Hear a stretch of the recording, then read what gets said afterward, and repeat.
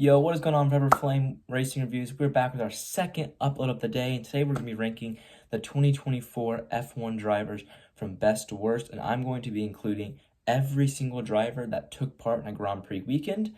There is 24 drivers this year that took part in a Grand Prix weekend, and I'm going to be ranking them from 24th to 1st. And starting with 24th, we're going to dive straight on into it. So in 24th, we have Jack Doohan. Now, obviously, Jack Doohan is a very talented driver, and he's going to be on the grid in 2025.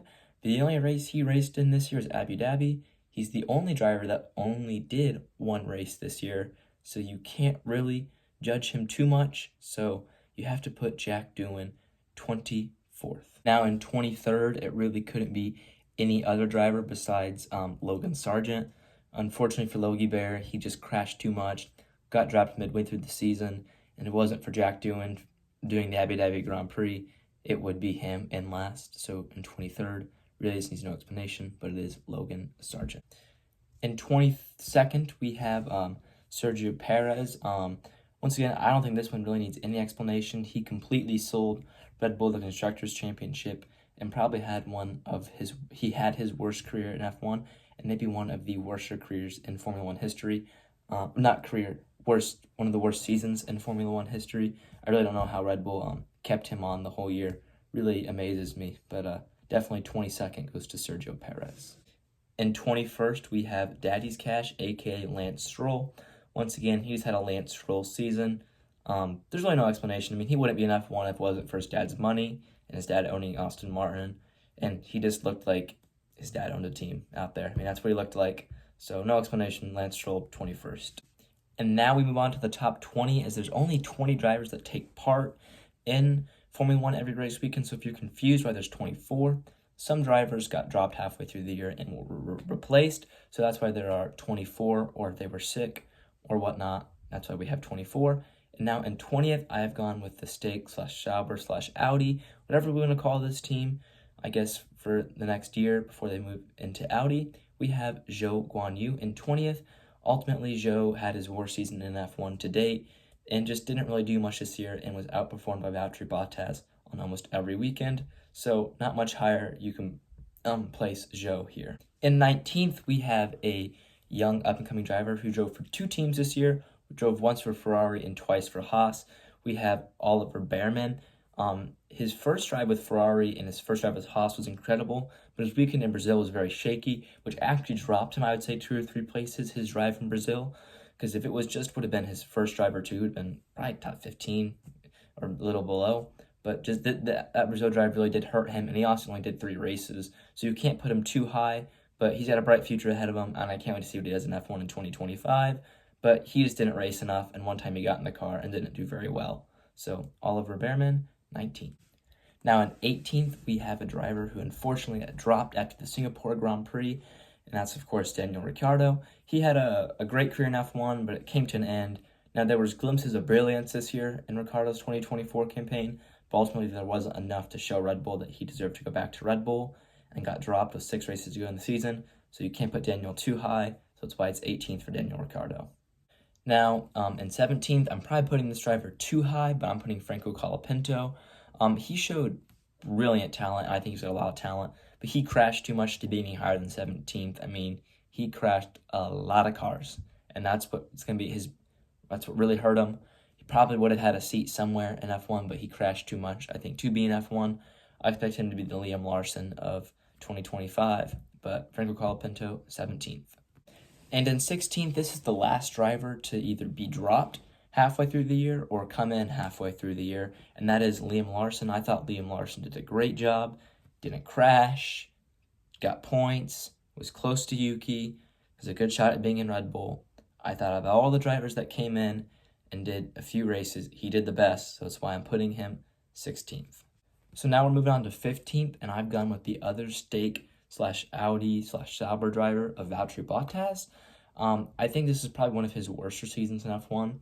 Some people might argue that he's higher, but I think his car was very slow, and he's also against Zhou Guanyu. So him not scoring points also is a huge factor in him being this low, but I also just don't think it was a great season from Valtteri. Now, I might have put this driver way too high on the list, but in 14th, I've gone with the Haas driver, Kevin Magnussen. A lot of people think this was a bad season for Magnussen, but I personally thought he was pretty good. I mean, his race in Mexico was probably the highlight, but overall, I think he was good. I think he was a lot closer to the Hulkenberg than a lot of people give him credit for. I think it was a good, probably last season for him in F1. So overall, I was pretty impressed by Kevin Magnussen, which is why he is 14th on my list.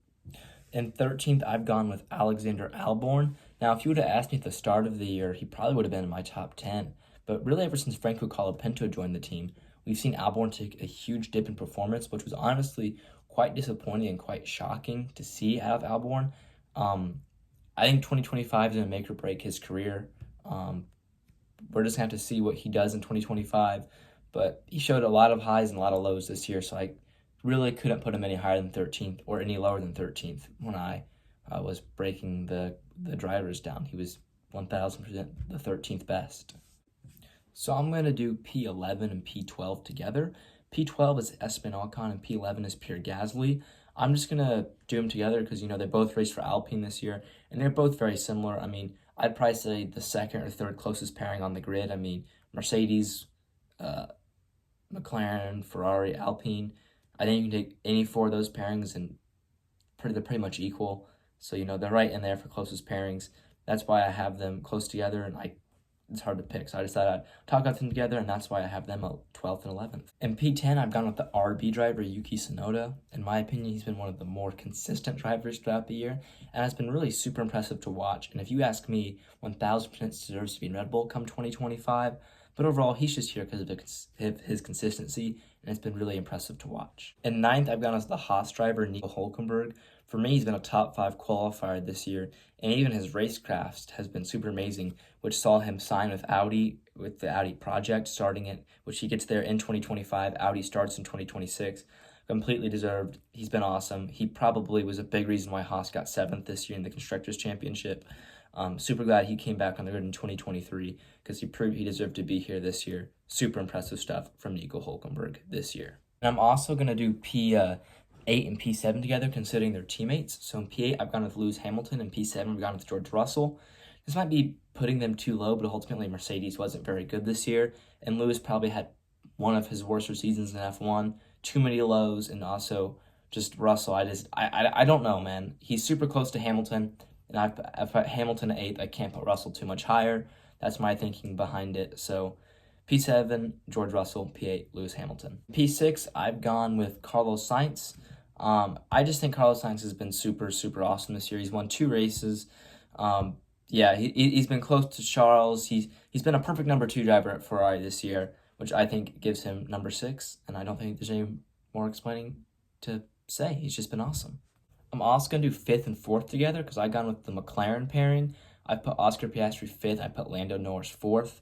I think they've been pretty equal this year. Maybe Oscar had some learning experiences, but for Oscar being in his 2nd season and Lando been here since 2019, I think since you put that factor in, I think they're pretty close. I think Lando's got 4 wins, Oscar's gotten 2, so it's been pretty awesome to see. So that's why I have McLaren 5th and 4th. And P3, I've gone with Fernando Alonso. Now, I know it wasn't as good a season as it was last year, but just the way he was able to get those performances out of that car, bad to qualifying, straight to the front, Fernando Alonso, absolutely amazing this year. Just another Fernando Alonso type-esque season. Absolutely amazing stuff from Fernando. That's why he's P3. P2 time, it's going to be Charles Leclerc. He's had his best season in Formula 1 to date, picking up wins, winning in Monza, winning in Monaco. He picked up a few other wins throughout the season. Those are his 2 highlights, P3 in the championship. Definitely didn't have the 2nd or 3rd fastest car all year.